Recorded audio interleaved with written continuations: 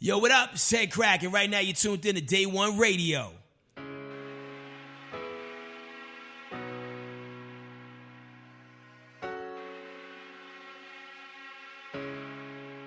The business.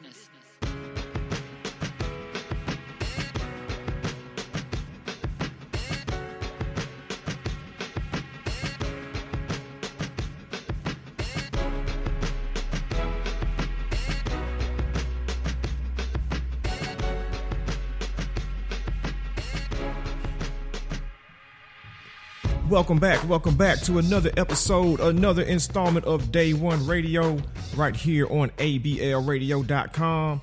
That's Art, Beats, and Lyrics Radio to be exact. Make sure you download the very free, very accessible smartphone app for your iPhone and Android devices. And B, tell them where they can find the entire Day One Radio catalog. You can always find the old episodes, archived episodes on day1radio.com, Spreaker, Stitcher, iTunes, and wherever else you find your podcast. And make sure y'all subscribe and rate us and tell a friend to tell a friend for sure. We got a lot of heat for you that you may not have heard. So get back in them old episodes.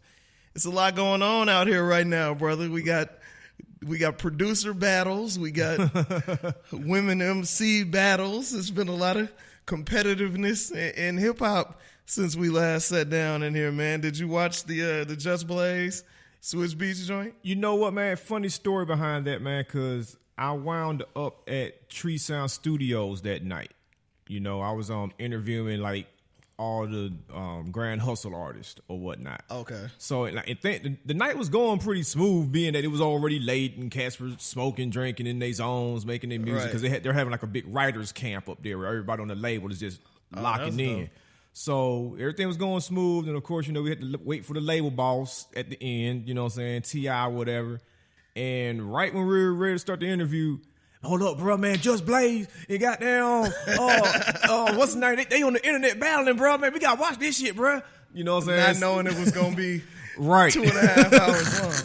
It's like right when we were going to start the interview. So, like, everybody's attention, like, went to that. You know what I'm saying? Which was cool. You know, it was a cool moment. You know what I'm saying? Right. Seeing, you know, especially like, as a fan, seeing it for yourself, and then also just being in the studio with other artists. You know what I'm saying?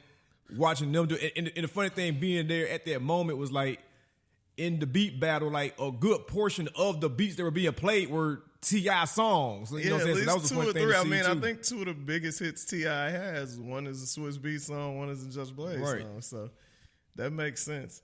Nah, that's dope though. I thought it was good. I haven't even finished watching the entire thing because the video started like backlogging a little bit, like the sound and the video wasn't timed up, and that shit irritates the hell out of me. Which one were you watching? Were you watching the official link on the Hot 97 YouTube? I don't know. It said Hot 97, but it could have been somebody that ripped it from Hot. Who knows?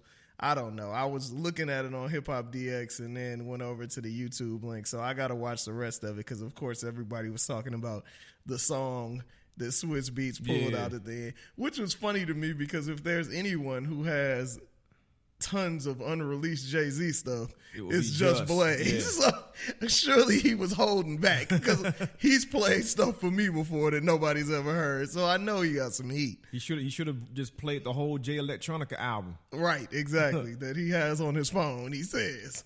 But yeah, man, and then what, a day later? Because what, the Swizz Beatz, that was on that was like going into Saturday morning. That was like late Friday night. Right, and Saturday afternoon, boy, oh boy. And it's like when that song dropped, like I was actually done for the day because, like, you know, Saturdays, you know, I try to, you know, cut my computer social media time off at like. No, I hit you. I remember noon, you saying that. You know what I'm saying? And it's like right when I had like turned off my computer and stepped away. You know what I'm saying? I see stuff popping up, you know what I'm saying, on my phone. I was like, what's this? You know, so when they turned the computer back on, and I was like, wow, this is crucial. This is vicious. This is. I mean, unless you've been living under a rock, you heard it, so we ain't even gonna play no snippet of. Like, it's pretty obvious that everybody's heard Remy Ma's diss to Nicki Minaj, Sheether. I have not heard a diss that hard in God knows how long. Because rap is soft now. Since Hit 'Em Up, or maybe since Ether. Since Ether, maybe since. I mean, there was probably something in between, because was Ether and Takeover before or after? Ether was the end of 2001, so that was after Jadakiss and Beanie went at each other. So, yeah, I mean, probably since Ether, but even Ether was kind of like, dude, she took the gloves off. Like, that was a Pac level diss. Yeah, that was Ice Cube, No Vaseline level. Like as the song was progressing, and when I clicked on, I was like, okay, 6 minutes. Okay, she has a lot to get off her chest. And it's like, it started off like, okay, typical, you a bitch, yada, yada, yada, I'm better rapper than you stuff. Then the halfway mark, it was like, okay, she's going some places. But then, like, towards the end of the song, I was like, oh, man, she brought that up. Oh, she man. literally talked about the fake body, talked about the relationships, talked about her janky record deal, talked about her being a bad influence, talked about her not really being a rapper anymore. Just, dude, it was ugly. Like, that was... Yeah, she went some places I didn't think that she was going to go. I thought it was just going to be a thing where it's like, I'm going to just hit you with some violence bars, like I'm going to beat you up type bars. But she actually, like, it was her favorite word, facts. She went with the facts. Which some are being disputed now in the aftermath. Yeah, but I mean, what are you going to say? Like, you're not going to involve yourself in this. If you're Trey Songz, you're not going to be like, oh, yeah, I smashed. Mm-hmm. If you Ebro, you're not going to. That's really a conflict of interest. You ain't really going to go. What else are you supposed to say? Like, come. But she's making it, especially because of who she's affiliated with, she's making it difficult to stand next to Nicki. And that's what the most hard part about it is, because that Wayne, Drake, Nicki thing just got back together. Mm-hmm. You know what I mean? So Fat Joe and Wayne, super cool. Nobody really wants a problem with Fat Joe. That's the funny thing about rap beefs now. It's like rap, if it's a fair comparison, is almost like AAU now. You know how a lot of our basketball OGs say, oh, AAU ruined the NBA because all these dudes play together and by the time they get in the league, they friends and there's no real rivalries. It's almost like the same thing in rap, because like even with the whole Drake Meek Mill thing, it's like, damn, so does this mean that some whole shit? Does this mean that Rick Ross and Drake are never going to make music again? I really thought it was some sucker shit that they didn't side with Meek in that beef. Especially since we talked about this before. I believe both of us When you say they, who? Like Rick Ross. Okay. And really the whole camp. Yeah. Didn't really ride with him. Mm-hmm. You know what I mean? And we said before, we feel like to an extent, it was Rock Nation that put the battery of Meek back to do that off top. So it's like, y'all know the politics behind this. That's some sucker shit, not standing next to your dude. Especially if you claim to be a stand-up dude. Mm-hmm. Like, I wasn't really feeling that. But, what can you say? This one, Remy don't need nobody help. Yeah, at the end of the day. I was reading an interview with Lil' Kim where like stuff was coming out saying she was gonna purposely make a remix to the Ladies Night song with her and Cardi B to like on some old team up stuff. She was like, nah, that's not true, because I don't think old girl needs any help. Wayne don't want it with Remy right now. Drake, because you got to think, with the exception of Drake, Nicki is cold right now. Like, they done dropped a few singles that didn't work. Wayne is ice cold right now. Mm-hmm. Like, you go going against somebody with momentum that is as good or a better rapper than you are. You're going against what Grant Hill should have been when he came back from the knee injury. Right. You know what I'm saying? Because she's been on, how long was she away for? She was in jail for almost 7 years. So that's a lot of time to like be charging up and getting ready for the day. You know. And again, she comes from that camp. She came up sparring with Pun. Like, Pun is one of the greatest to ever do it. Like, and she really with the shit. Like, her rap sheet shows that. Like, and you look like a cornball arguing with a woman in public. Like, straight up. Yeah, so speaking of battles, man, today's guest is a guy who has been in his fair share of battles as a rapper, not as a radio guy, although most of y'all know him as a radio guy. We got Headkrack from the Rickey Smiley Morning Show and Dish Nation and Bodega Brovas coming in today, man, so that should be interesting. We definitely got to get his take on these hot topics because you know he got something to say about that. DJ Wally Come on, let's get it, let's go right now. Come on, let's get it, let's go right now. Let's get it, let's go right now. Come on, let's get it, let's go right now. Let's get it, let's go right now. Headkrack beat banging it out. Keynote beat turning it out. Greg and I banging it out. Bodega Brovas banging it out. Feel the party on fire. You know we in the spot. It's about to get turned up and make shit pop. All night longer, you know we don't stop. Read the hard way, we know how to rock. Oh, it's your boy Greg Neasy. I'm in the spot with the brothers Bodega, putting it down. We make it look so easy. Don't rock ice, though I stay so freezy. Oh, don't tease me, please me. I know you love it when my hair be peasy. NC, no class, that's cheesy. I got a lollipop, but I ain't wheezy. Been up all night. All night. Whole team winning. Burning, baby. And I can't believe I'm about to do this shit again. Come on. Women, Weed, liquor, whoa. women, Weed, liquor, whoa. women, Weed, liquor, whoa. women. Weed, liquor, whoa. Kick a wicked rhyme like a fortune teller. Sip it on the Stella while I eat a portobello. Hella celebrated any party I arrive at. Tackle mofos like Ryback. Blame it on the cognac and the contact. I need some edibles, bro. Where'd you find that? Now Mr. Hot meets shekel and the party never settle. And I'm dancing with the shorty with the freckles. Mama give me pesos and I ain't spending pesos. Coast to coast up on you hoes like Space Ghost. And when the sun comes out, it's a sign of the time. Again, he did cat a cocaine party. I'm out of lines. Been up all night. All night. Whole team winning. Burning, baby. And I can't believe I'm about to do this shit again. Come on. Women, Weed, liquor, whoa. women, Weed, liquor, whoa. women, Weed, liquor, whoa. women. Weed, liquor, whoa. Women and weed be the addiction. Non-fiction, quitting is not even in my diction. Eyes glow crimson, I get kinda handsy. Touching on these girls, asking what tonight's plan be. Doesn't really matter cause I'm taking it, joking. Say the wrong things, believe bed springs broken. Say it's a talent, funny how that work. Have my hands up a shirt and tearing off that skirt. A quiet pervert with blunts and eye patches. Show up at her work with a shirt or something matches what she has on. Look at her like something's wrong. Hand her a thong, invite to a dope prom. Man, even if I'm chased out, come back again. Yelling, I got a grenade and pulled out the pin. Just how I flirt when I'm on them trees. Wanted to, may I have another please? Been up all night. All night. Whole team winning.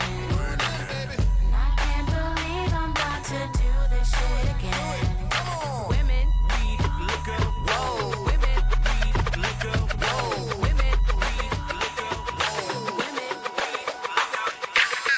Welcome back. You're listening to Day One Radio on ABLRadio.com. We got the man of the hour in the building. What up? You know him from Rickey Smiley Morning Show. You know him from Bodega Brovas. You know him from Dish Nation. The one and only Headkrack. What's up, bro? Chilling, man. On a not so wintry February, end of Black History Month, but yeah. Yeah, it's this weather. We've had like what maybe a week of winter so I far have this year. packed and unpacked my winter clothes so many times in this calendar year.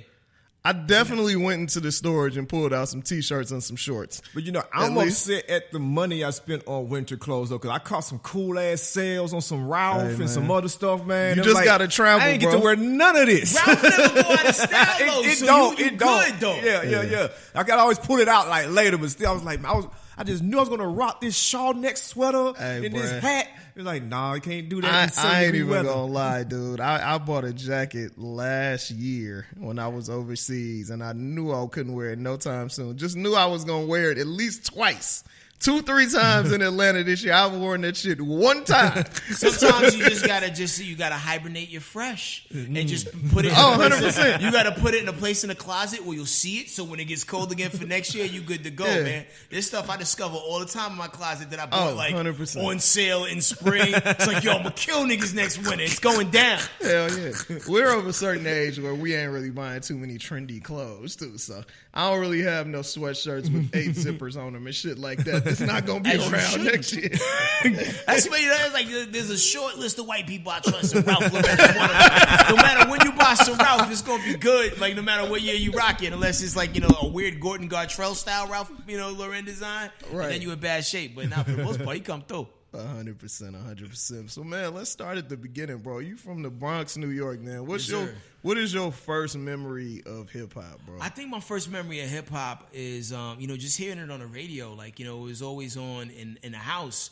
And the crazy thing is, like, when you look back at like the early '80s, hip hop wasn't like easily accessible as it is now. I think we're a little bit spoiled because like we're used to it. You turn on the radio, TV, people rapping about chicken. You know what I'm saying? Right. But back then you used to have to make an appointment with hip hop. You used to have to stay up to like 10 p.m. Or sometimes like the only hip hop you was getting is that little rap break on Shaka Khan's "I Feel for You." Yeah. If they played it. Yeah, They played it. Sometimes they play the other version without the rap. Word, and like you just have to just fill it in yourself. But like, because there used to be stations used to be like their mantra was, we're the station that doesn't play rap. Yep. And it's Straight R&B. and Straight they were R&B. proud of it. So so anytime you would hear it, it'd be like just amazing thing. And like, anybody who ever had the ability or the privilege to live in a neighborhood with tall buildings, if you open your window up at the middle of the night, you just hear the boom boxes walking by playing it, cats riding down the street listening to hip hop in their car. Maybe you hear it from another apartment, and it's just like you wanted it all. Because like back then it was a certain point where you could literally buy every hip hop thing that was out. You could it wasn't as heavily. It wasn't no dropped. 10 albums coming out every Tuesday. Yeah, man, you used to be able to get like a 120-minute cassette, maybe a pack of them, and you have every rap song. Yeah. But then the game changed, technology got cheaper, and here we are in 2017. Somebody dropped the album since we started this podcast. 100%. Somebody website or their social media. When you caught that bug, man, did you know you wanted to be a rap? What came first, though? The wanting to be a rapper or wanting to be on the radio? I wanted to be Michael Jackson. It was. You had the jacket. It's 80s, so yeah, I had the jacket. I had a bad Jerry curl that wouldn't take. I had. You had the Luther curl. Yo, and it's just like you always look for anybody who lived in an era a period of time where you could achieve a Jerry curl where it was still cool. It would always look so crispy, slightly that dry. first day though. The first day Jerry curl is always so crispy. Then a day or two later go by and then it started looking dry. And next thing you know, look puff wheat. But I was committed, man. I had the Thriller jacket. I had the black beaded jacket because I just couldn't find the red and silver joint with the zippers. Yeah. I had some white socks, some penny loafers. I mean, I was committed. He was the baddest man on the planet at that time. Like, you was either a Mike guy or a Prince guy. Right. I was a Mike guy. 100%. But I knew I was gonna be doing something in entertainment. I didn't know I was gonna be rapping because actually then I was slightly better beatbox. I didn't really think about putting words together that way. And then what really got me into rapping is later on down the road is I moved back and forth a lot. I was born in the Bronx, but then my parents separated. 80s, man, it was crazy. Everybody's caught up in legal things. So I got separated from my folks. So 1 year I'd be with my mom, 1 year I'd be with my dad, and some years I live with my grandmother. So the years I'm living. Where were all these places? My dad still lived in New York. My mother initially sent me to Texas, the same way that Padme in Star Wars sent Luke and Leia off to live with their folks. They sent me to Texas to go live with my grandmother in Texas. Okay. So, but I hated it because New York is such an interesting melting pot. You get a little bit of everything. There are no black people in New York. There's Haitian people. There's people from Guyana. There's Africans. There's everybody has a you story. Regular black? Huh? Yeah, what is that? Everybody has a story. There's not white people. There's Irish people. There's Italian people. You're right. So the culture shock. So what's your lineage? Where are your people from? I'm black. There's a couple of us. I'm regular black. Right. I think if I did an Ancestry.com, I think you're going to find a little bit of Cherokee, but everybody claims that. So whatever. But so when I first got sent to Texas, it was just such a culture shock. I'm fighting white kids every day because they want to touch my hair. Granted, in the middle of the 80s, niggas are still racist. It wasn't how it is now where people kind of mask their racism. Were they racist a little at bit. home? Yeah, they were still racist, young, ignorant, young racist. I'm third grade, but I'm racist though. Calling people stuff like African booty scratcher and all that. Yeah. I remember one time this kid told me a joke on a bus, man, and I feel sorry now for duffing him because he didn't know no better. But he was like, yo, why did the black people move out of Plano? I don't know why. He said, because they was tired of being Plano niggas. I was like, he didn't even get the S out good when it was just like, bam, like Rock 'em Sock 'em Robot, like on the bus. Then I couldn't ride the school bus home no more. Shout out to Shane. You don't remember his name. Oh, I got a photographic memory. So anyway, so like I would go back and forth from Texas to New York, and then my New York grandmother, we lived in the Bronx in this complex called Concourse Village, which is not too far from Yankee Stadium, 161st Street, and it was fucking dangerous.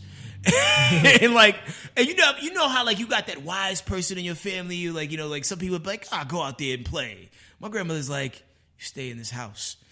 There's nothing but trouble out there for you. When you get out of school, you come straight home. Trust me, it's for your own good. Because people was outside getting done. Right. Like we had a playground. We had a playground with no kids playing. Oh, bro, I understand. I understand that 100%. They used to tell me and my cousin, we grew up around where I went to school around a park called Bushrod in North Oakland. And they'd be like, do not go over to that park. And we were always trying to figure out some kind of way to get over to that park. That's just how it was in the 80s. Yeah. It was crazy. When crack came around, it was done. I love talking to people to understand the dynamic because, like, when you got a chance to see the shift of the mentality of people when crack cocaine really hit, because like I mean, for anybody who knows, like late 70s, early 80s, like if your folks were doing coke, is because they had money. Yeah. They weren't like drug addicts. It's like, yo, we got coke. It's the 80s and we're young, like, and then when they mix crack into it, man, that changed people's brains in such a way where like cats was going out, it was crazy. Because I would go to school with friends who our parents was getting high together, so like, so we all had that weird common bond amongst each other. But anyway, so getting back to the whole, Bronx thing. So yeah, neighborhood was dangerous. It allowed me to get very intimate with hip hop. The original Rap City with, Chris Tucker is not Chris Tucker, but Chris Thomas as the host. The mayor. Video With the Music dance. Box With with the- Ralph McDaniels. MTV Raps, still when you had to only watch it on Saturdays before they went 5 days a week. So like, you made those appointments with hip hop and you just studied it and it's just like, yo, I could open my window and see everything that's going on around me. And then there would always be something interesting like happen to me on the way to school too. Like I have to have hold probably like the record for almost getting robbed. Like I have almost got robbed so many times, but I see the signs before it goes down. The hood Spidey sense. Yo, like, you know what I'm saying? Like, so I love the trajectory that everybody sent me on, and I wouldn't trade it for the world. You know what I'm saying? Because, like, it allowed me to really get good with writing and, like, spend a few years, like, figuring out what's my rap voice? What's my rap name going to be? What's my style going to be like? And, like, I wouldn't trade those memories for nothing, yo. No doubt. So when did you start, like, what came for, like, the first thing you actually recorded or your first radio job? Which came from? First thing I recorded was a song called Yo Party People. It was a demo that I did on an 8-track recorder at this producer named Hassan Ray. My pops used to work, he wasn't a corrections officer. He was like a security guard. He had a lot of great jobs. He used to be a bodyguard. He was like one of the first people I knew who had a car with a phone in it. He also used to sell drugs, though, but that's neither here nor there. But he also used to be a cop, too. There was a lot going on in my house. Balance. Yeah, Diversifying. balance. Understand the law so you can break it properly. Right, you know what I'm right, saying? right, You gotta have balance. So, like, one of the guys my dad worked with, he had like a little 8-track in studio at his crib. So, like, with the 8-track, depending on how the beat is laid, you gotta nail that in one take. Oh, yeah. So, like, I had this little rhyme I memorized, and I went up there and I knocked it out, and that was like my first demo. And then from that point, I caught the bug. Like, I was trying to record any place I could. Because Hassan Ray was really hard to catch up with. Because even for us to go record that one demo, it was like, it took forever. Because he's like, man, this freaking 10-year-old kid trying to come and record. I get it now. At first, it's like, why is he so hard to pin down, Dad? Like, why? Man, like, but like, yeah, if somebody hit me up right now, talk about I'm tanning, I rap, I'm like, yeah, sure, kid. But, it was a different time back then. But, so once I did that first demo, it was like, all right, cool. This is what I want to do. So like, you remember back in the days, you would be able to go to like the amusement park and they would have a recording studio at the amusement park and you would just have to rap over a popular instrumental. If I knew I was going to one of those, I would write a rhyme to like the beat of one of the popular instrumentals and like do it there. But once again, you got one take to get it right. Yep. I mean, one time I saved up a lot of money and I did something over De La Soul's Me, Myself, and I. And like I fucked up on the third verse. I was so tight. Because money was hard to come by back then. Right. Yeah. Definitely. So you started off then, man. When did you kind of get to the point where you were like, oh, I can actually do this, like, for real? I would say when I was like in the 7th grade, there was a talent show that we had at this school I went to. I went to a school, Christian school called Christ the King in the Bronx off the Grand Concourse. It's where, who went there? A famous ball player went there. Probably. We had a vicious basketball team. I didn't play. Was it Dr. Or J? was it Christ the King in Brooklyn? There's only one Christ the There's King I only know one of, and it's the one in the there's Bronx. there's somebody official that went there. I can't remember who it is, though. But neither here nor there. Yeah, so like there was a big talent show he was doing at the end of the 7th grade year. There was this other kid who I went to school with named Gregory Pimento. And his thing at the time, everybody was like, yo, you know Gregory Pimento be running with third base in them. I heard, you know, Pete Nice and Search is helping him write his lyrics for the talent show. And I'm like, oh, word? So, like, you know, like, I was like, nah, there ain't no way they gonna serve me in the talent show. So I wrote a joint to the instrumental of Bell Biv DeVoe's Poison. And, went out there and rocked it. And, like, just the reaction of the crowd was like, yo, I could, like, really do this. And then, unfortunately, the very next year, I ended up moving back to Texas. And every year I would move back to Texas, it was like, it would pause my, like my rap movements. Because Texas was in a weird transitional place at the time. Like, they were still absorbing everything else that was coming in from the other coast. And especially when you talk about early 90s That's Texas, all of the South, really.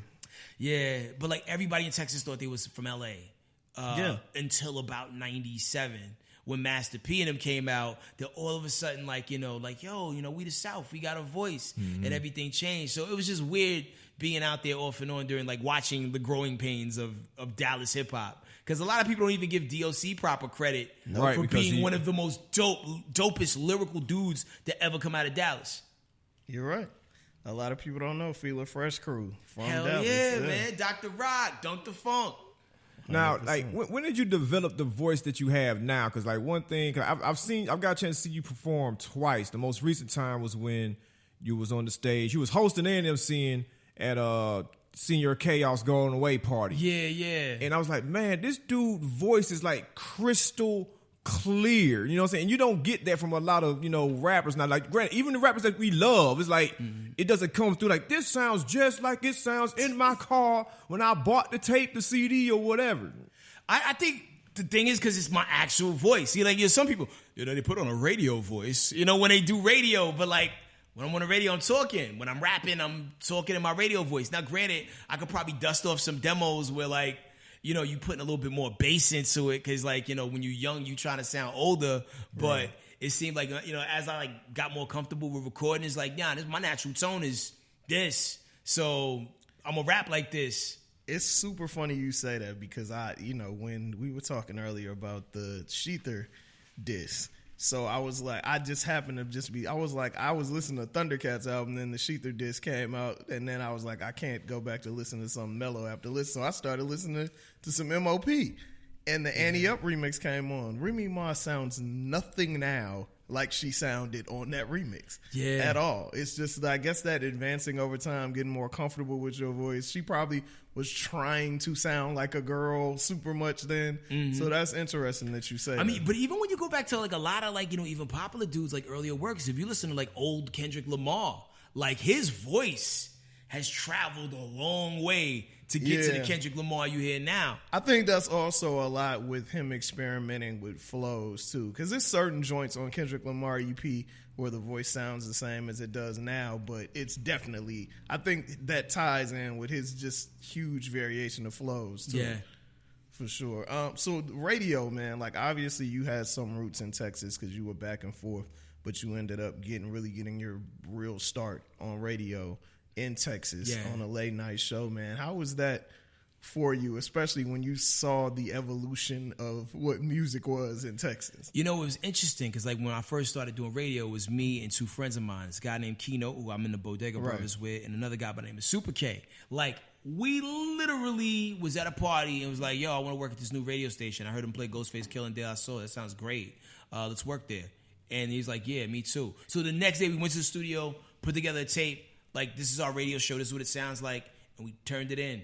About a week and a half, 2 weeks later, we get a phone call. It's like, yo, we want to talk to you about this tape. And the only reason people picked up on the tape, because like somehow the tape got separated from the folder, even though it was like in it. Like, like somebody was hating. Yeah, I don't even understand. But this one lady by the name of Marie Kelly, like, yo, that's Headkrack. He used to call him like freestyle on this thing they used to do. So she knew my voice from that, and she knew how to get in touch with me. So they brought us up for a meeting. It's like, yo, we want you guys to be the night show.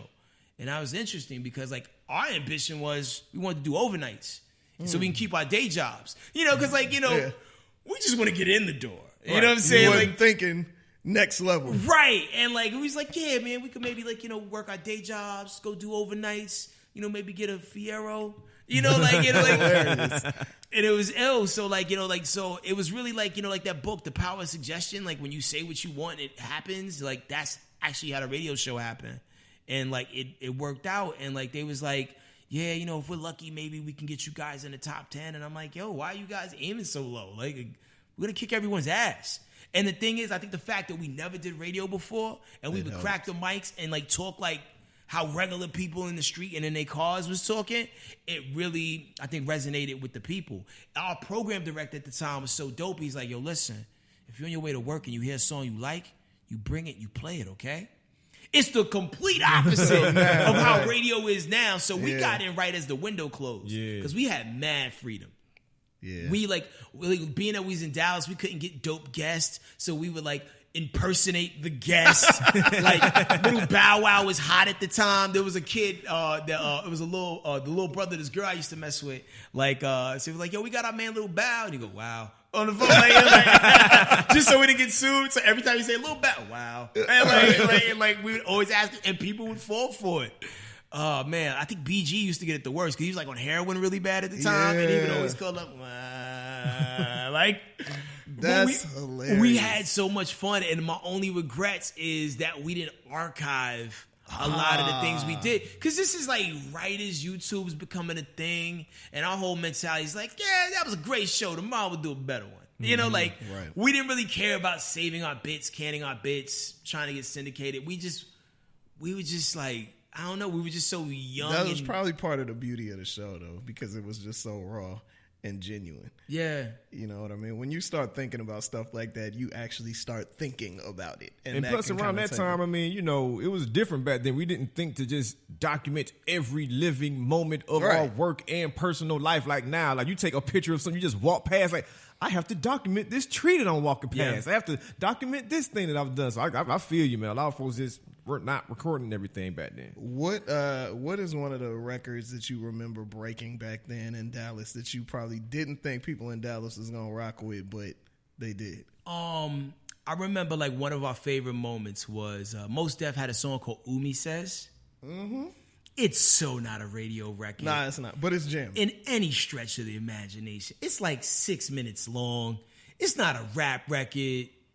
It's damn near chanting on it. It's like a hip Negro spiritual. And we played it at like 6:15 p.m. during rush hour traffic one night. And the cool thing is we had this dope view of the city. And I was like, yo, man, everybody right now is listening to something from Raucous. Yeah. You know what I'm saying? Like, that was a beautiful thing for us, like, at the time. And, like, you know, it was that. I think also being able to play, you know, like, you know, stuff from boot camp. You know, like, we literally can play whatever we wanted, like, long as it was clean. They didn't care. Like, we had mad freedom. So, like, you know, we used to run wild like Hulkamania with it. And then eventually they fired the PD that we had, and like it was a rap after that. It was a rap. They didn't understand what we were doing over there, and the fact that like the record reps loved us because like they didn't have to play those stupid games with the PDs. Like, yo, what do you want to get this record play? Like, and we weren't on the take either. We didn't want no sneakers. We don't want no money. You got to take us to dinner. Just give us the music first, and when there's shows in town, let us in. Yeah, that's all we wanted, man. Like, we were pure. Definitely. Now, obviously, you and Keynote worked together at the station. Mm-hmm. How did you hook up with? I never know how to say his name. Travi. How did y'all hook up with him and create Bodega Brovas? Okay, so Keynote was the bizarro Mexican version of me that went to like the rival school in the same school district. I would always hear about him, like, yo, there's this Mexican kid who reminds me just like you. And I was like, oh, really? All right, cool. And then one day we met because he was like in a rival crew. but he was always the cool person that I liked from that crew because I didn't really like his crew per se at the time, but I liked him. He was cool. It just seemed like we was on the same wavelength. Travi was in another rap group too, and then when I was doing my solo thing for a minute, and the kid who I had running with me, we kind of had a weird fallout. So Travi was like, "Yo, I'll be a hype man." So like, you know, he just started rolling with me to the shows, holding me down, helping me out with the merch. We did like the Warp Tour together, 2 Warp Tours together actually, and so we was always tight through that. So fast forward a couple years, I get booked to do some gigs overseas in Europe, and me, Travi, and Keynote had this one song together called Fly, which was really dope. And I wanted them to come and do that song, but I didn't want them to just come overseas to Europe to do one song. Right. So we cranked out a couple songs. And the progression felt so natural. It's like, yo, we got to call our crew something. So like one day me and Keynote came up with the name Bodega Brovas because like we're like a mixed bag of things. You know, because like Travi raps how he raps and he likes what he likes. Like we don't like none of the same things. Like me and Keynote are probably closer to being on the same page, but like yo, like we always hate giving them the aux cord on road trips. It's like, yo, what is this? Like, you know, like, but I think that's what makes the dynamic work a little bit. I wish he'd play up his whiteness a little bit sometimes. Because like, Travi's a white dude who has nigga problems. You know what I'm saying? Like you know, his lights will get cut off. Sometimes he doesn't want to drive because he has warrants. Like, yo, this is not supposed to be happening to you. Right. You're supposed to be the entree into that other world. Right. You're supposed to be our face card so we get that Coca-Cola endorsement, man. Exactly. Like, yeah, you ain't supposed to have warrants, B. And Key, like, you know, and Key is like, you know, just such a ride or die cat. You know what I'm saying? Like, you know, no matter what it is or how outnumbered we may be in a situation, I tell Key what's going on. He's like, all right, cool. You gonna kill him or what? Like, you know, like he got my back, right, and he got Travi's back, and we all got each other's back. But like, it's dope to have a player in the team like him. He's like the Styles P of the group.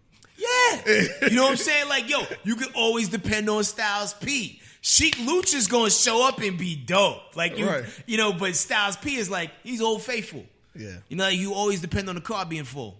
Exactly. There's gas in the tank. Most definitely. So how did you end up transitioning from Dallas to Atlanta? Huh? So, you know, like the Rickey Smiley Morning Show, you know, got formed. I can't remember the year. It's all a blur at this point. But so they took me from the night show, put me with Ricky in the morning, and they built the morning show around us. Okay. And, you know. Was he in Texas at that time? When we started the morning show, yeah, he moved to Texas. He still got his crib in Birmingham, but he was shooting back and forth. So, you know, so like, you know, started with me and Ricky, then he added Roxy, then he added Gary, then there's like, you know, some, you know, different female co-hosts that have, you know, come and gone over the years. But like, so once we started getting multiple affiliates, like we started just in Dallas, and then we picked up St. Louis, then we picked up Augusta, then there's Miami, then there's Atlanta, and then just the avalanche of all these other affiliates. And it just got to the point where, like, you know, they felt like in order for us really to win in Atlanta, we had to be in Atlanta. Plus, Atlanta was cracking. Like, everybody was here that was like really moving the culture. Right. So if we're here, we're gonna get more celebrity interviews, which we moved here and we got a ton more celebrity interviews. So it was definitely a move for the better. And I think the mentality of the people in the office in Atlanta was a lot better than what we were dealing with in Dallas. You know, no shade to anybody in particular, but, you know, like Hurricane Dave, I don't know if you know him, the PD in Atlanta. Like you go to atlpicks.com. He in the pics. Yeah. You know what I'm saying? Like, Dave be in the street. So if I go to Dave about a record, like, yo, what you think about this, blah, blah, blah, he knows about it. Right. And he doesn't know about it particularly from research, but like, because he heard it. He heard it. Like, he went to the club. So like, yeah, it was just great to be around more people who got it, what we were trying to do. And the mentality went from being, no, you can't do blah, blah, blah, to how come you guys don't? You know, like, it's like, okay, I like how these people think. Let's go. So how's it for you going from working with your homeboys to working with Ricky Smiley, who was this comedian at the time who's coming in the radio? I mean, there was a lot of growing pains in it because, like, you know, I went from driving a show. Like, you know, like, you know, the night show was like, you know, it was all three of our show, but like, you know, I was like the quarterback and like, I was like the straight dude. Right. On the show. Like, not like sexually straight, but I am sexually straight. But you know how, like, you know, the comedic formula, how things work. And like, so like that was my role on the night show, and Keynote and Super K kind of kept it crazy and it worked. So now you're trying to figure out the alchemy of how to make this new show work. Because I wasn't really familiar with Ricky's work because I spent, like, you know, the previous 4 or 5 years working night radio. So I didn't really see Comic View, the way we do it. I wasn't really super hip on the prank phone This calls is at the time. pre-DVR. This is pre all of that. Yeah, type like stuff. DVR was just now becoming a thing. Like, so you're thinking more VCR back then. Yeah. So like, yeah, so I just wasn't really up on everything that he did. So like, it was just like a learning process of just like understanding his mentality. It's like, okay, cool, he's into civil rights. Okay, I rock with that. Okay, you get prank phone calls. People think those are funny, and it's like, all right, then cool. So now you know what you're playing with, and it's just like, but there's a slight age difference between us. So like, there's certain things that he's super into that I'm aware of, but then there's this weird left stuff that I'm into over here. But I think that makes the show work. You know what I'm saying? Because like it allows him to reach a much older demo, and and I get to like try to like speak to the like the knuckleheads and like like the people who appreciate like sly comments and like cerebral thinking. You know what I'm saying? And then you sprinkle the rest of the components in there. People love gossip, so you got Gary. People love the brat because like that was like she was like a lot of people's childhoods growing up. Rock T is super tight with the sports. Special K is a comedy genius. Juicy's on Little Women Atlanta, and DJ Jawline Sounds is like a hell of a DJ. Yeah, so it's a great little 7-layer cake. Definitely. Now, you guys started the Dish Nation thing, I guess, a couple, 2-3 years ago? Nah, man, we on season 5 right now. Damn. And if you want to get tricky, it's like really, technically season 6, because we did like a 6-week trial run one summer. I didn't know it had been that long. So how was it for you, man, going from, being a underground rapper, because you could actually say that at the time, to doing radio, and even if it's nationally syndicated, it's still radio. It's people that don't know what you look like. So how was it for you going from that to being on TV every day? I mean, it really wasn't no adjustment because, like, I mean, at the end of the day, like, I'm always gonna do music. Like, even like, like, and the crazy thing, some people do music to dominate music. I do music to keep me from killing people. You know what I'm saying? Like, therapy. Like, honestly, like, yeah, like that's why, like, sometimes I'll be like, yo, how come you haven't put your album out yet? And it's because I got an Amadeus complex. Like, it's terrible. Like, I have built my album and destroyed it so many times, and it's just like, I don't know what my problem is. Like, I'd be like, and I'll look at it and be like, you know what? These body of songs is the album. It's Do you done. have a producer that you work with all the time? Yes and no. I have a very tight handful of producers that I deal with. But what I did recently is I brought in an A&R, a guy by the name of Garnett Reed.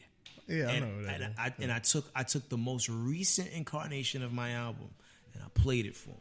And like Garnett is like such a head, you know what I'm saying? And like he did such a great job of like picking apart the whole album. It's like, this song is good, but it doesn't flow with the rest of the body of work.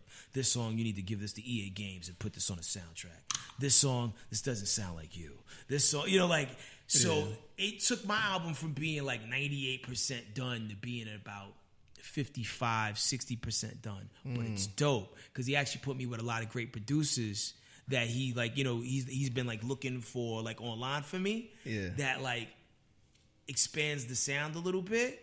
And the thing is, like, when I started working, like, music changes so fast. Like, it'll go from being like, hey, you could do a 7-minute song, a la Remy Martin, and like it'll be dope, but people's attention spans are really short.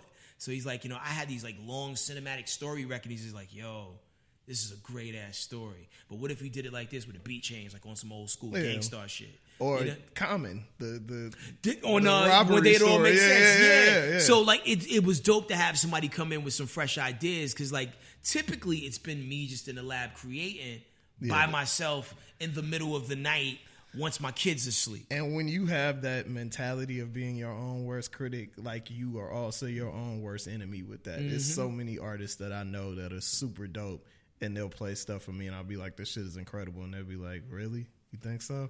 And I'd be like, fam, why is people not heard this? Like, what are you doing? Yo, super random, but Joe Claire, who used to be like one of like the dopest Rap City hosts of all time, about 5 years ago, we were hanging out one night. And like he like, I went to his car and he's like, yo, I want you to hear something. He played me his album. 1, I didn't know he was making an album. Yeah. 2, it was amazing. 3, he never put it out. Nah. And it's like, dog, what are you doing? Like, it crazy. Was good. Like, really good. Like, and like, every now and then I want to hit him up. Cause he's in DC now. I want to hit him up like, yo, just send me the album so I can listen to it. Right. Like, it was like really good. I don't understand. I mean, I do understand. I know why. it makes perfect sense. You're an artist. You're gonna be your own worst critic, but you also got to think this is your gift, and you're robbing the world of hearing. Not everybody might look at it like that. Some people just might be thinking it like, okay, I'm good at this. I'm gonna keep this to myself because if somebody tells me that they don't like it, now whatever dream I already had in my own head is ruined. You know what I'm saying? I'm not gonna want to let anybody else hear my stuff ever again. So some folks may not think of it like, oh man, I'm just keeping this gift that God gave me to myself or whatever. That doesn't make sense. Some people have that problem. With me more so is like, I want the most amount of people to hear it possible. Okay. You know what I'm saying? Like, the business is weird now. You know what I'm saying? Like, here's the thing. I've moved around so much in my life. I don't have the luxury of making a phone call right now and have 50 of my closest friends in Atlanta show up for a video shoot or support my quote-unquote movement, because I don't really have a lot of friends in Atlanta. I have people I kick it with, you know what I'm saying? Yeah. Like, I got crew. Like, I'm a part of the new version of the Lyricist Lounge. So, like, so I roll with Book Brown, Four Eyes, my man U George, Mario the Great, and Anthony Marshall. But, like, you know what I'm saying? Like, I didn't grow up here. So, like, most people say in order to start a movement, you got to start from where you from. Right. But, like, a lot of the people where I'm from either are older and don't mess with the internet anymore, or, like, they're all spread out. So it just puts me in a weird position. And, like, I just want to get the most bang for my buck. And, like, most people tell you making music is expensive. You get these PR people and they charging you $2,500 a month, to get these, just to do stuff that you maybe could do yourself, like buy Facebook ads to, like, make your video. And that's one thing I tell artists all the time. When I get invited to speak to panels and they're like, "What's the first thing I should do?" It's like, first thing you should do is go get some fans. The first thing you should not do is just give somebody some money making you promises like, "Yo, man, we're going to get you a placement here, a placement there, this, that, and the other." I think a lot of that, though, is that I think that once you're right, you should have a fan base. But once you get to a certain point, you do need to invest in your career, because you don't have time or the creative outlet to be an artist if you're spending all your time being a manager or a publicist. And that's where it gets real tricky. But, you're definitely right about the fans, which, I got a lot of people that rock with me. Yeah. Like, my social media following is great. But it's like, it's weird because, like, in the morning, like, everybody's moving kinetically. So it's hard for me to be like, "Yo, listen, I know you're on your way to work right now, or you probably have a child in your hand, but go to blah, blah, blah, blah, blah.com and download my new," like, it's hard to make people do things in the morning. So it's about, like, making appearances like this and popping up on Sway in the morning and, like, all these other non-traditional outlets just to, like, kind of wave the flag and let people know what you're doing. So, man, to wind it all the way back to your original question, I never look at one thing being different from another. Like, me rapping, me doing radio, me being on TV, doing Dish Nation, it is all the same thing. It's a job. Except rapping is not that much of a job to me. It's still therapy. But, like, you wake up in the morning to do a job. Like, and, like, after you're done with that first job, it rolls into the second job. And it's very fortunate because some people have to, like, leave one place to go to another place. So it kind of works out. That's dope that you look at it like that. That's very rare, and it sounds like you're super grounded. Like, where did that come from? You see a lot of people who aren't, and where that gets them. Like, the best examples are all around you. It's like, "Oh man, he did heroin and his life changed. Guess what? I'm not doing heroin." Yeah. You know what I'm saying? You just gotta, like, just observe it, because, like, a lot of times people, like, squander their opportunities and take things for granted. Like, nothing's forever. Like, you know what I'm saying? Like, they could not renew my contract next year. What am I going to do?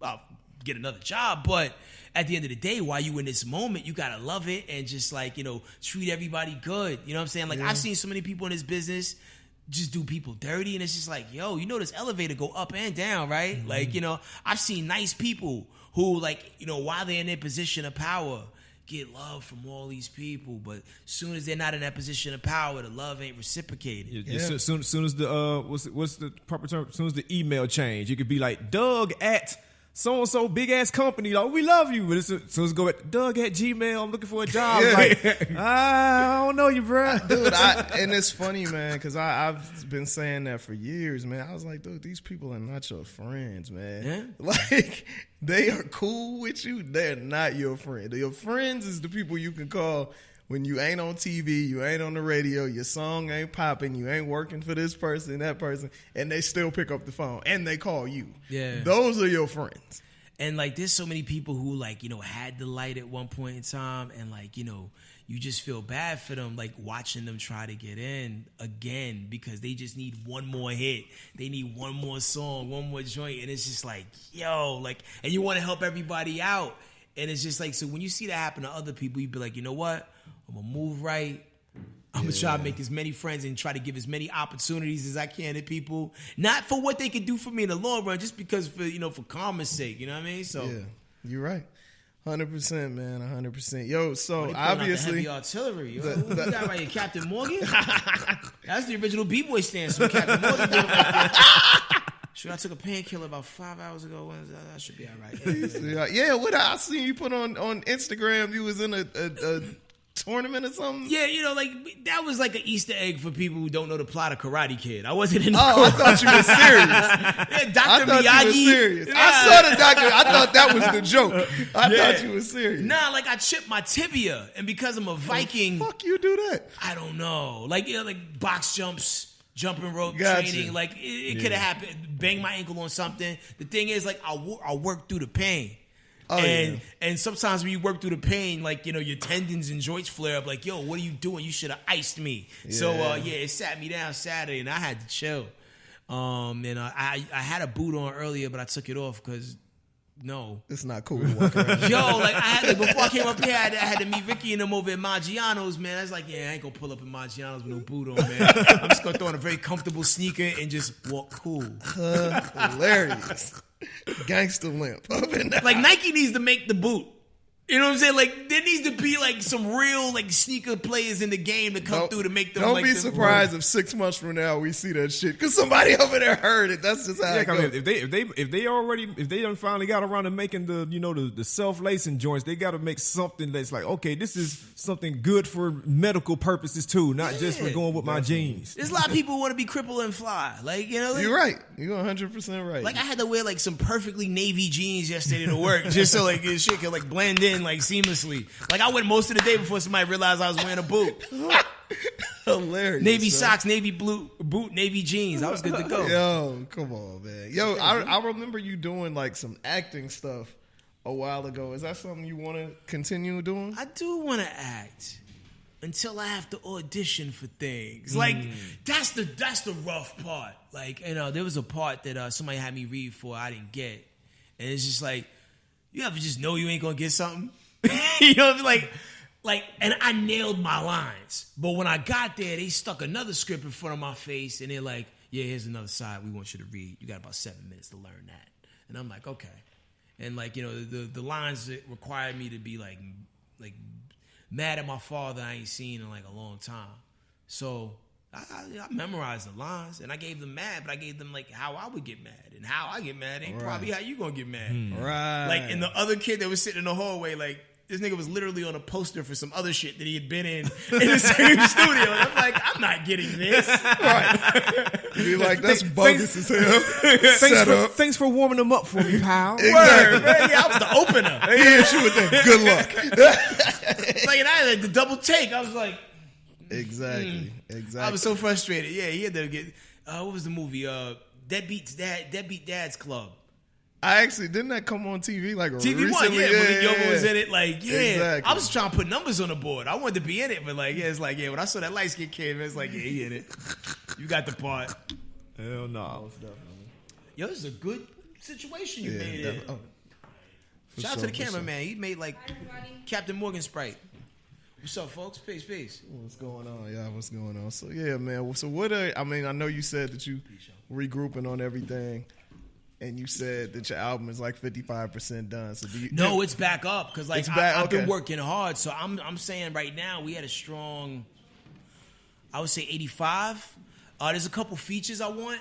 All right. But I don't want to pay for them because I don't have relationships with these people. But so like, and the thing is like, I don't want to just and the thing is like the features that are on my album, assuming these songs make it, I didn't get the hottest people in the game. I got dope people.